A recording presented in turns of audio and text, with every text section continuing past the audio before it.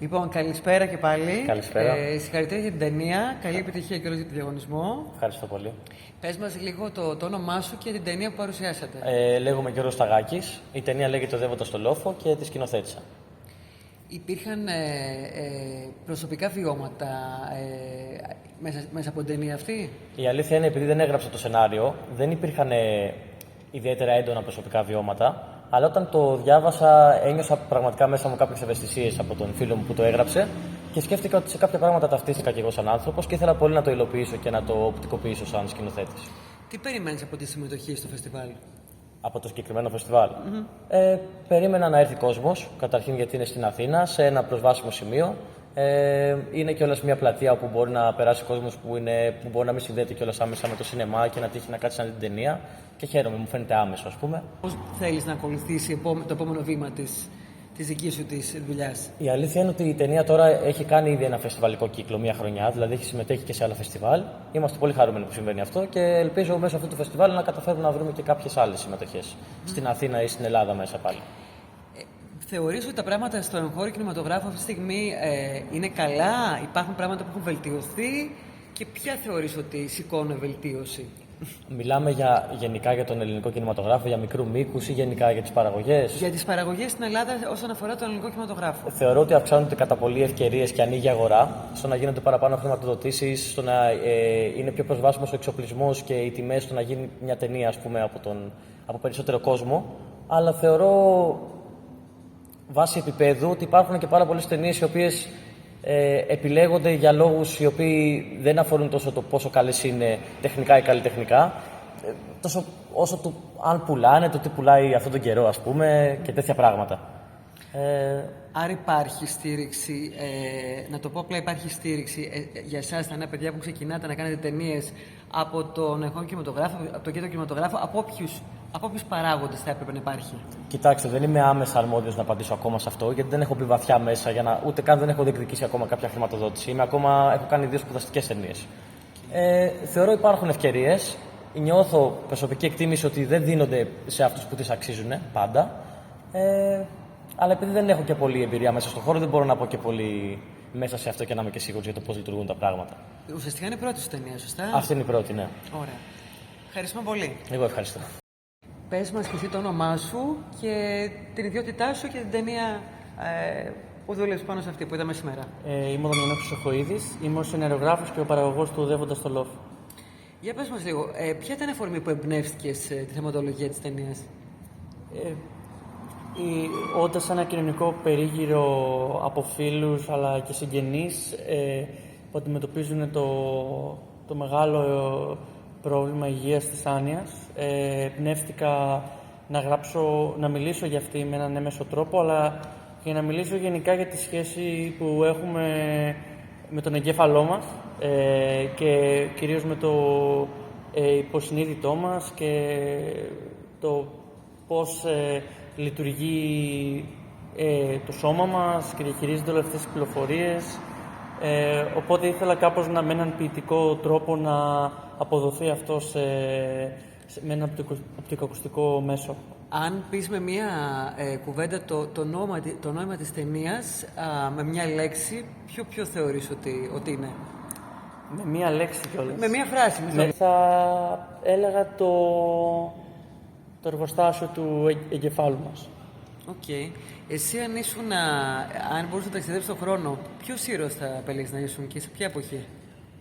Η ταινία δερματίζεται σε 4 διαφορετικούς χρονικούς περιόδους και εγώ πιστεύω ότι θα ήθελα να είμαι ο μικρός Επαμεινώνας, που είναι ο πρωταγωνιστής που εμφανίζεται για πολύ λίγο προς το τέλος της ταινίας, που προφανώς και εμένα έχουμε βάλει ότι ο εγκέφαλός του είναι το παιδικό του δωμάτιο όταν ήταν μικρός. Και νομίζω ότι ακόμα και σαν άνθρωπος, σαν Δαμιανός, είναι τα παιδικά μου χρόνια που ανατρέφω και περισσότερο κοιτάζω αυτά παρά το μέλλον, για να είμαι ειλικρινής. Οκ, ωραία. Ποια είναι, μετά από αυτό, την ταινία αυτή, υπάρχει κάποιο άλλο πλάνο στα σχέδια? Ναι, φυσικά. Έχω ολοκληρώσει την ταινία Κάπα, με πρωταγωνιστή τον Τάσο Γιαννόπουλο, που έχω γράψει το σενάριο και έχω κάνει τη σκηνοθεσία. Και αυτή τη στιγμή είμαι στο φεστιβαλικό κύκλο και στέλνω σε φεστιβάλ. Αυτό μόλις και ξεκίνησα. Ναι. Και κάτι τελευταίο, πόσο εύκολο είναι για έναν παιδί να κάνει παραγωγή της πρώτης ταινίας? Είναι εξαιρετικά δύσκολο. Για το Λόφο συγκεκριμένα, πολλές μέρες δεν μπορούσα να κοιμηθώ.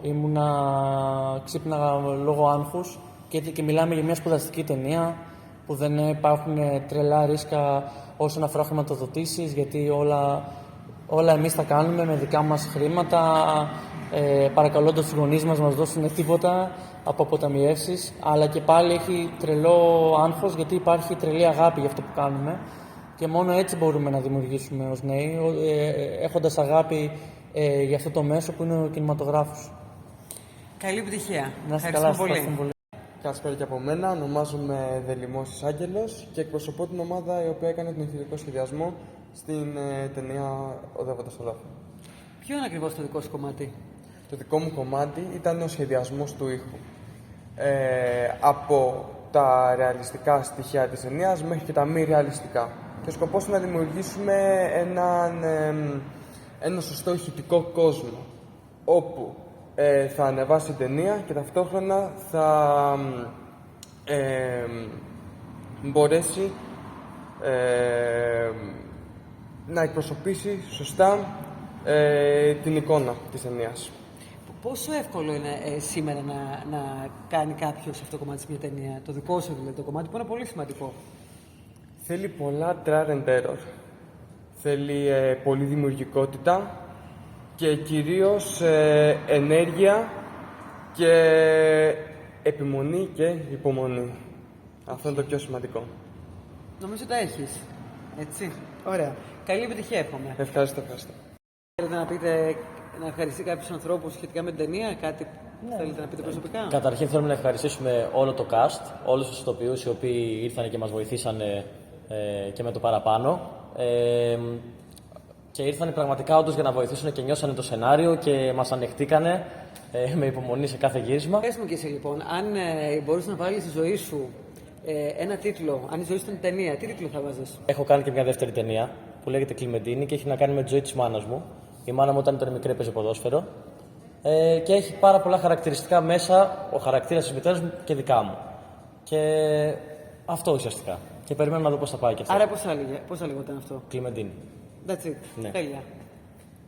Να πω κι εγώ... Να πεις και εσύ, ναι, να ευχαριστήσεις. Εγώ θα ήθελα να ευχαριστήσω και το προσωπικό και όλο το προσωπικό που στήριξε την ταινία. Ήταν μια σπουδαστική ταινία και δεν θα μπορούσε να γίνει σε καμία περίπτωση χωρίς συμβολή και των ηθοποιών αλλά και το προσωπικό που ήρθε και έκατσα πάρα πολλές ώρες μαζί μας, έβαλε όλο το μεράκι του για να βγει αυτό το αποτέλεσμα. Πόσες μέρες, πόσο διάστημα χρειάστηκε για να γίνει ταινία? Δεν το ρώτησα. Ήθελε αρκετές μέρες. Άμα την ξανακάναμε τώρα θα την κάνουμε πιο οργανωμένο εννοείται κτλ. Αλλά ήθελε σίγουρα από ό,τι θυμάμαι 7 μέρες, κάτι τέτοιο. Όλα τα γυρίσματα. Όλα. Αλλά για να έβγαινε πιο οργανικά και με πιο υγιή τρόπο θα ήθελε τις διπλάσιες μέρες. Μπορεί, ναι. Εντάξει, ναι, ήθελε 7 μέρες και κάποιες μέρες ήταν σπαστές. Κάποια γυρίσματα δεν τα καταφέραμε να γίνουν σωστά, έπρεπε να τα αναβάλουμε. Λόγω προγράμματος είχαμε πάρα πολλούς ηθοποιούς, είχαμε ζητήματα, τεράστιο πρόβλημα στο casting, γιατί έπρεπε τα μάτια των κάποιων ηθοποιών να είναι ίδια, γιατί είτε μιλάμε για το ίδιο πρόσωπο, είτε αναφέρεται στο σενάριο ότι έχεις τα μάτια της μητέρας σου. Οπότε υπήρχαν όλες αυτές οι δυσκολίες που δεν πίστευαν ακόμα και στη σχολή μας λέγανε ότι δεν θα βγει η ταινία. Ενώ φαίνεται ωραία σαν ιδέα κτλ. Αλλά από ό,τι φαίνεται βγήκε. Είμαστε πάρα πολύ χαρούμενοι αυτό και είναι συγκινητικό ότι η προσπάθειά μας βρίσκει χώρα, βρίσκει βασικά ενέργειες όπως το Συνέργο, φεστιβάλ στο Συνέργο να εκτιμήσουν αυτή την προσπάθειά μας αλλά και προσπάθεια άλλων παιδιών. Τέλεια. Εσύ? Εγώ εννοείται θα ευχαριστήσω αυτά τα δύο παιδιά για την ευκαιρία που έχουν δώσει σε μένα καθώς και στην ομάδα μου να μπορέσουμε να επιμεληθούμε ηχητικά αυτή την υπέροχη ταινία, καθώς και τα υπόλοιπα project που έχουν κάνει, τα οποία είναι εξαιρετικά και τα δύο. Συγχαρητήρια, παιδιά. Ευχαριστούμε πολύ, να είστε καλά.